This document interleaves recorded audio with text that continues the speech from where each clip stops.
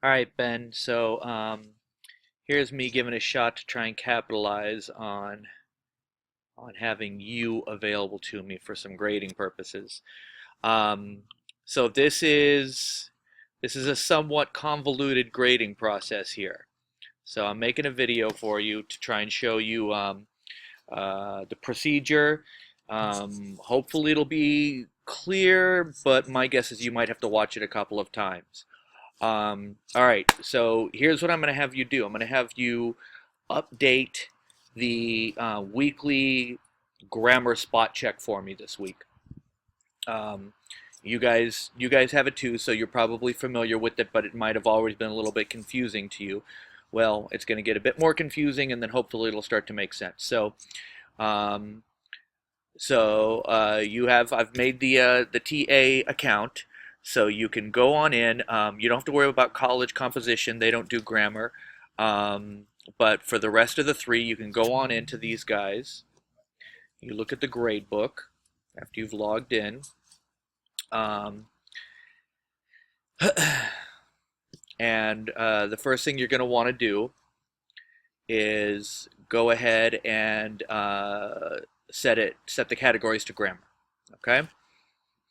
So once you're here, for now the way to know which one you're working on is the one that's blank. Okay. So this is the spot check that's due now for this week.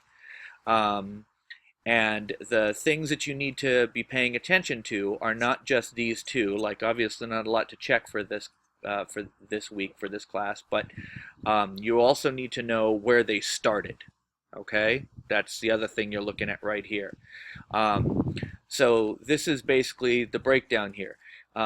They're getting checked this week. It's a 300 pointer.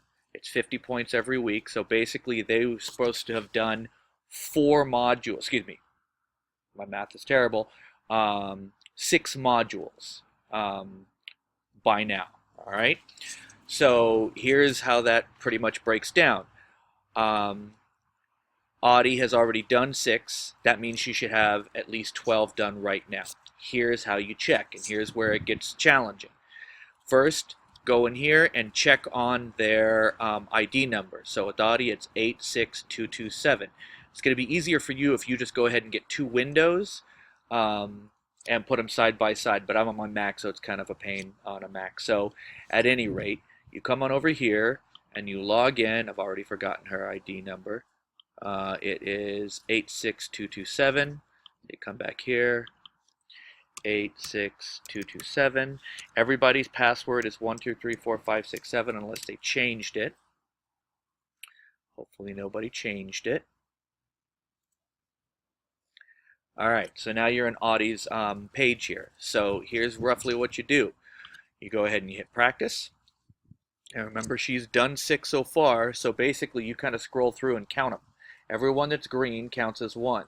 So she did 6 before the semester. She should have 12 now. So you go 1, 2, 3, 4, 5, 6, 7, 8, 9, 10, 11, 12, 13. She's gone over and above. Now, although I'm sure she would love it, we do not put in extra. So in her case, you actually put in the full 300. You don't put in extra, even though they've done extra. And then you're done with that one. Then you go on to Amelia. Okay. I'm not going to have you do your class right now because there's something weird with your class that I'd rather know that you got this down before I introduce the chaos that is the 9-10 course. But once you get this down, I will show you how to do the 9-10 course.